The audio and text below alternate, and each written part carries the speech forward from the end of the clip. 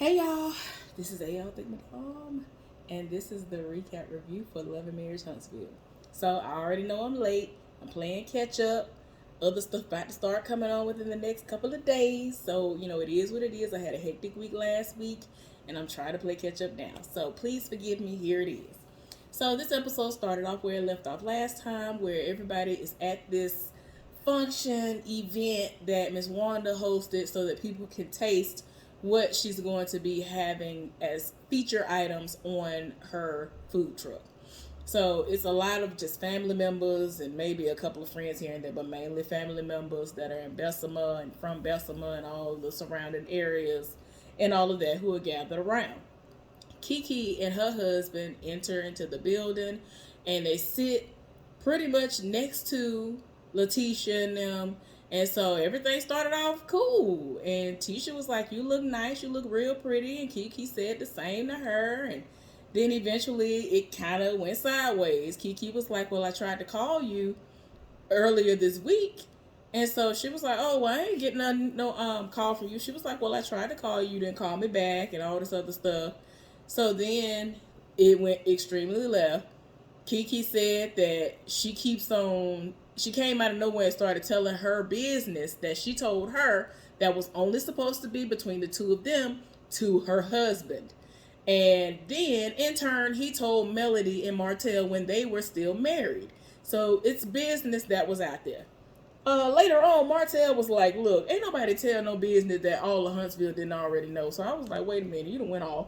Um, but yeah, they was going back and forth about that. And so in that moment, after it just kept going nowhere, Leticia told everybody who was at the table, specifically Kiki's sisters, who I think are twins, the cousin Bernard, who keeps getting into it with Marceau, and the other cousin who she's really cool with that we saw on the other episode.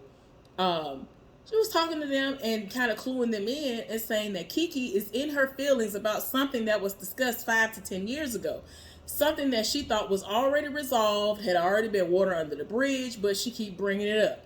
And so she was like, "I don't understand what's going on because I haven't done nothing. But every time I look up, you that sat up here and have become friends and cool with my enemy, who is somebody who has been setting out to destroy my marriage. So why would you sit up there and be fraternizing with the enemy?"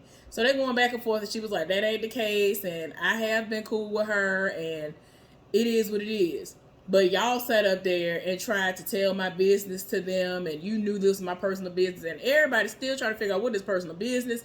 And from what Martell said, well, not Martell, Marceau said, it seemed like it might be some money that was loaned out. They might have been down on their luck, back against the wind. I don't know what was going on, but it sounded like it might have been a financial situation. And a lot of people are very, either you don't care that you asking people for money all the time, you always going through, or you are too proud to beg, and it is embarrassing that you have to borrow money. That is me. I will sit there and suffer in silence before I ask somebody for help. Even if I can tell you the day I'm going to hand you the money right back to you. I don't care if I get the money tomorrow and I say, "Can you let me borrow this so I can put some gas in my car? I give you the money back tomorrow at this time." Like I can tell you the time the money going to be in the account and everything that I'm going to send to you. I don't like it. I don't like to ask somebody for nothing. That's why when me and my ex was going through and we didn't have no food for over a month, I politely sat there and starved. I know that seems like, okay, you done did the most when you could have asked somebody and said something to somebody. But I don't like asking for help. I don't like asking nobody for help. If I feel helpless, and I don't like that feeling. I would rather figure out a way to make it happen on my own than to have to ask somebody. Anyway, they done went back and forth. It had got so rowdy over there that Miss Wanda had to stop everything she was doing and tell everybody that this ain't the place, this ain't the time. What y'all got going on? Especially since y'all ain't listening to one another, because everybody talking at the same time. So yeah, like I said, Marceau said the whole city of Huntsville knew what was going on. So you ain't got to try to sit up here and try to make it seem like it's something else. So it done got to the point where it looked like Marceau and Kiki's husband about to go at it and fight. And I'm tired because Marceau is he doing the most for somebody who has been tight-lipped, and anytime some stuff pop off, he ain't got nothing to say. Now he's trying to play this role like, okay, I'm gonna stand up for my family, and I'm gonna do all of this, and it's like, I feel like you're doing this because it's a whole room of her folks versus you. So now he got all this big talk, and he trying to prove himself and trying to make it seem like I'm doing right by my husband, and I was there for y'all. Like, at first it seemed like it was about to pop off, and then him and the husband had a one-on-one. He was like, I was there for y'all when y'all needed us, da-da-da-da-da. So it didn't nothing pop off. But it was just to the point where eventually Leticia got very emotional, didn't want to be around her, started crying a little bit and all of that. So it is what it is. They ain't getting nowhere with it. And Wanda was about to have to go ahead and shut the function down because they was doing the most. Like, after all was said and done, she trying to figure out what the food tastes like. How the food taste. And it was like, good. And it was funny. Y'all, look, wait a minute. I think this was the scene where Marceau told Bernard to shut up because Bernard be doing the most. Bernard is the older cousin of Leticia's. He keep on and then like he would butt in at the most random times after this started going down. And he kept on harping on stuff. And then Marceau was like, shut up, Bernard. I was like, no. No. Yeah, but brought up because she was like, you putting all this false narratives out there and running with stuff and bringing up stuff about my marriage. You already know she's talking bad about my marriage. And so she was like, Leticia, have we not talked about infidelities in marriages before? Because at first she was like, we ain't never talked about nothing like that. She was like, yeah. She was like, why you trying to make it seem like we ain't never talked about this before? We have talked about this stuff before. But in Leticia's mind, she's saying that she has never come to her and said, hey, these are rumors that are swirling. I feel some type of way. She's trying to say, the only thing that I said to you was, yeah, we've talked about infidelities in general. Like, just people just out here cheating. Not nothing about my marriage. But whatever. It is what it is. I find that hard to believe. Because y'all see the way that she be acting all the time. I find that hard to believe. All the stuff you be wanting to confide in Kimmy about and all that. Ain't no way you just talk about randomness and not about how y'all have been in the spotlight in y'all city about this, because he ain't said nothing, and it just keeps getting more and more inflamed every season it come up. So anyway, Kimmy and Destiny were linking up. They went to Destiny's house, and she had like a little situation set up, and so she wanted to talk to her because she was like, I haven't seen you since Jalen's housewarming, and she was like, I'm good, I'm fine. And so she was like, well, where do you and Melody stand? And she was like, we stand nowhere. No, I don't think we can have a friendship anymore, because it's crazy, because everything that I've been through, she's been there. At first she was there, and then when I really needed her, she wasn't there. So the fact that she went through that divorce, someone who's been through exactly what she's been through, in that group, she's like the only one in that whole group who's been through that. And we ain't talking about Tiffany, because, you know, they barely trying to get along right now, even though she's been through it. I'm just talking about them. They were friends, and now they're not. And so she went through it on her own. And she was just like, it's not me. I don't have the issues. So I don't understand what it is that you think that I should be able to be owning and having ownership of, taking ownership of, when I'm doing what I'm supposed to do. She was talking about everything that happened between she and Stormy at the Galentine's event and all of that. And she was like, I don't feel like Sweetie is derogatory or a problem. And I'm on the fence about that, because there are people who really do be out here saying Sweetie trying to be funny and trying to try you. But there are other people who are saying it in a way, trying to not call you out your name in a negative, derogatory way. So I'm on the fence about that. I'm on the fence about it, but yeah. So I can't say whether or not she was trying to talk slick to her or whatever, because like I said, it can go either way, because I've had it both ways happen to me. I've had a man tried to call me fat mama out of nowhere and all this other ignorant stuff, and then he gonna try to say he was trying to use it as a term of endearment. I was like, sir, you know my name. Like, I had to go off, because I was like, you trying to be funny. You trying to be funny. He was older too. I'm like, you trying to be funny. You ain't never called me fat mom before. And then after you done tried me and you see that I'm upset because I know you trying to try me, then you're going to try to switch it up like, I ain't trying this. I don't mean no harm. Yes, you do. You did mean harm. You did try to try me and calling me fat mom, because ain't nobody never called me that before. It's like, boy, you ain't none of the people that will be out here who live for somebody that's fat that actually would live for you. Because if y'all would have saw what this man look like, it's like you have too much audacity, your breath stink. Like you just have too much wrong going on with you for you to even have the audacity to even open your mouth in my direction. But I digress. I'm just saying, if people really do be trying you, and you could tell when they trying you. I knew he was trying to try me. There have been other men who have said certain things, like they'll call me thick and all this other stuff, which is why my name is what it is on here. There are some people who see me and they see me as a thick woman. Other people see me and they're like, you are grotesquely fat, obese, and all that. I know I'm obese. Most of the people who live for me call me thick, so that's just what it is. But I know this man was saying I was fat in a derogatory way, so it is what it is.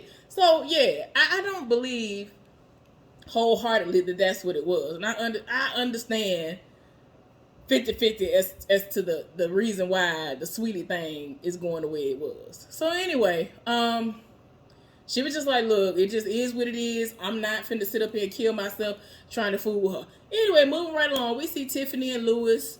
She done rolled up on him at his place of employment. And she was like, I figured I would, be spontaneous and pop up since you say we don't spend a lot of time together.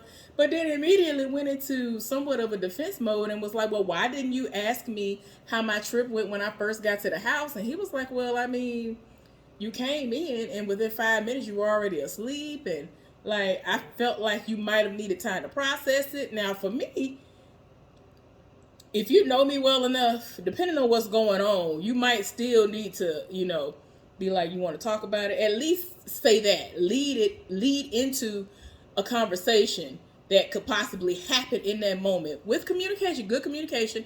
Just had a good communication and say, do you want to talk about this today, or you want to, let's talk about it tomorrow, because I know it's been a long trip. Because she was like, yeah, it was a long trip. Because in his mind, I feel like that's what he was trying to say too. Like, y'all just had the long drive.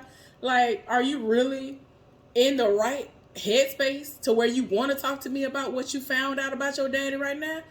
I don't know. So he would just he didn't say nothing about it, which I think that was the wrong move. He should have at least asked her, would you like to talk about it now? Because I do want to hear about what was going on. But if not, I'm open, all ears, whenever you are ready. Just let me know. That's it. That's as simple as it could have been. But now she in her feelings, and I'm like, you ain't even got to be in your feelings about that. So yeah, she ended up telling him what happened. We already know what happened because we saw the episode, and he felt that, maybe it was a good thing that they went together, that she and Melody went, because he wanted to know. Because every time you look up, you're hearing negative things about Melody being a bad friend. But she was like, she felt some type of way and kind of wanted to know what was going on, because she has always been told, oh, well, Melody refers to you as a work friend and that's it.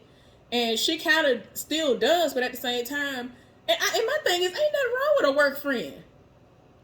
A work friend is still a level or more above just a random associate, in my opinion. I'm just saying.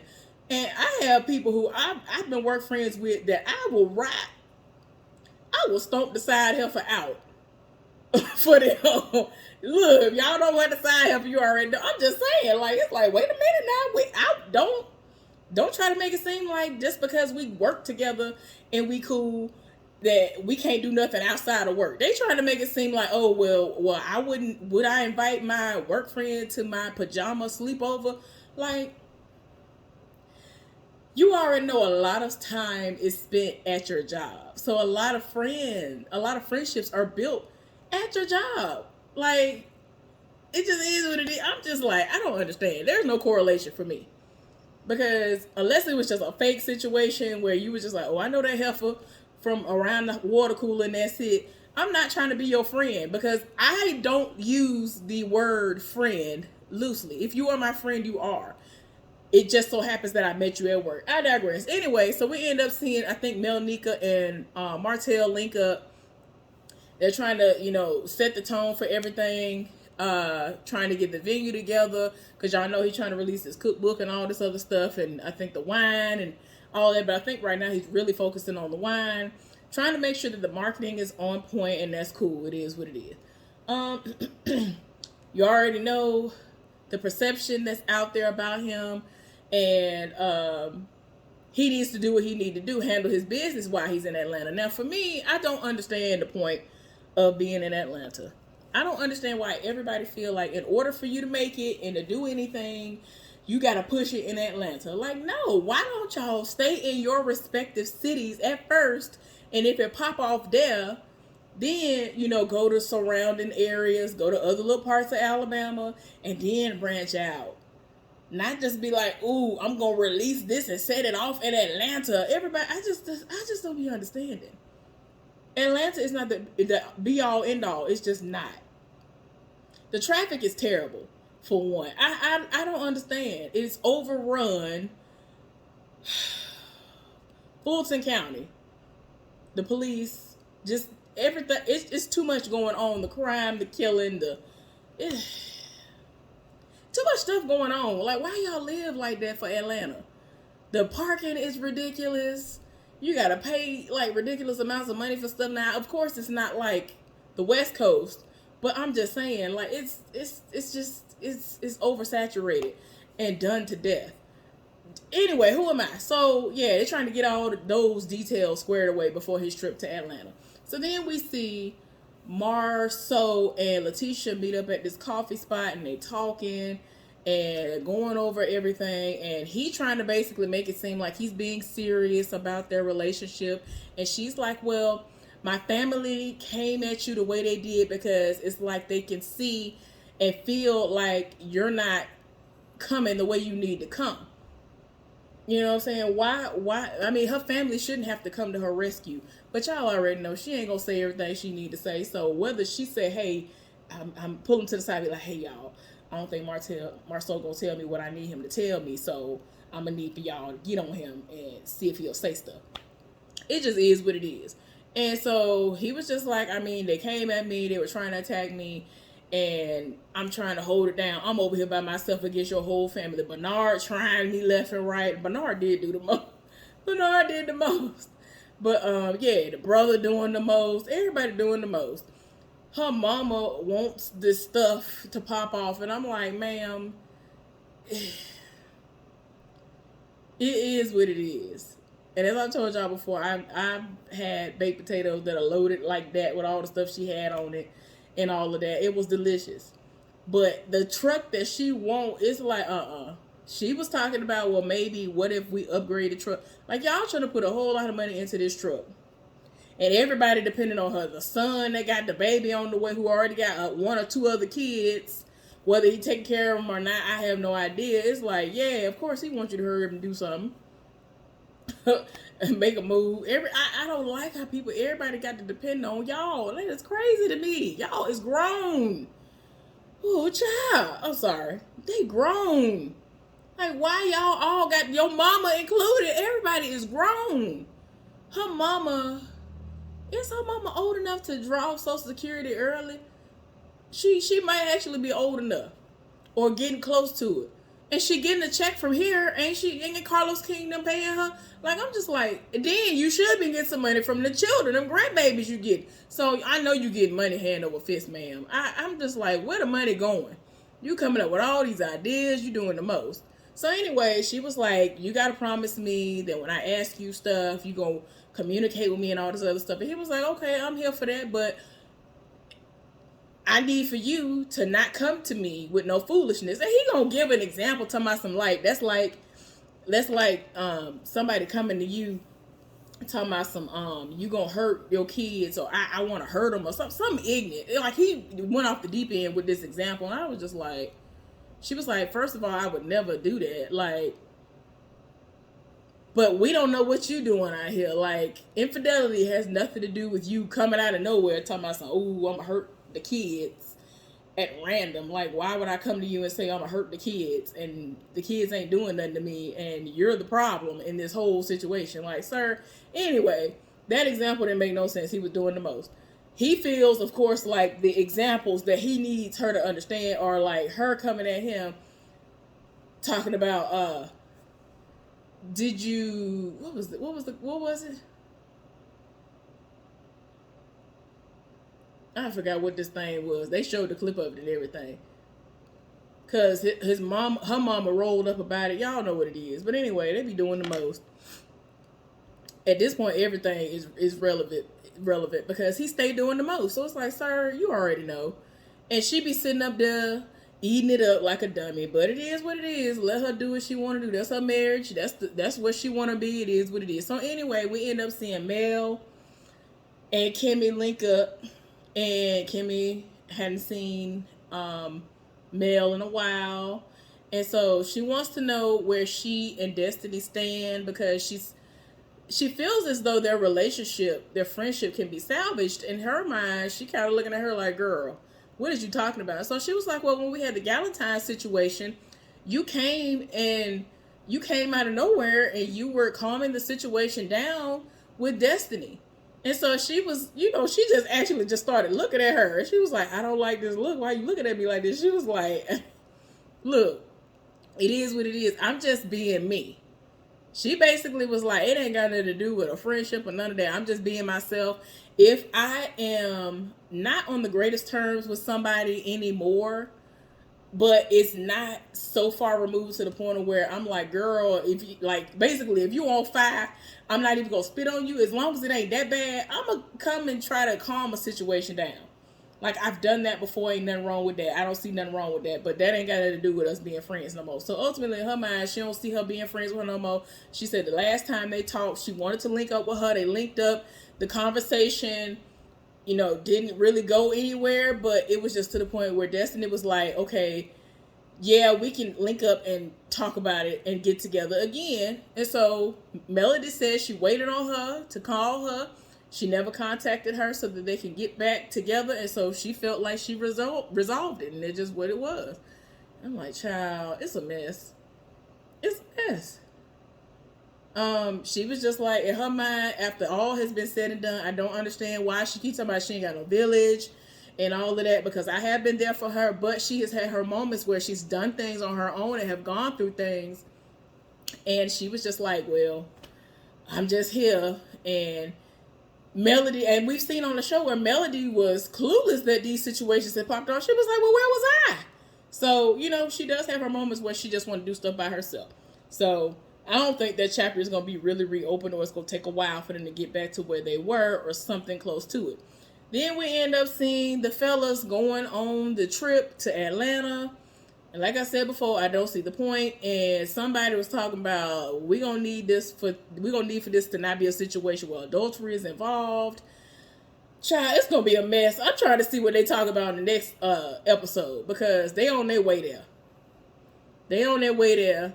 And as of right now, the only single person going is Martell, so he can do all the thigh and bopping and all that he want to do. But I want to see what's going to happen, because we end up seeing Louis, and they making it seem like he had an open marriage with his wife. All the stuff they got going on. How y'all open and you got this much sexual pent-up frustration? It's just, I don't understand. There's too much going on. But anyway, y'all, hopefully y'all enjoyed this recap review for Love and Marriage Huntsville. I will be back momentarily with the recap review for Love and Marriage DC. I finally caught up on all the little stuff I got to put up. So y'all, please bear with me. I'm sorry for the tardiness. Hopefully all of this realignment and all this stuff with work will do what it need to do, and they won't be working the mule out of me to where I'm dead asleep basically when I get home. All right, y'all. See y'all shortly. Bye.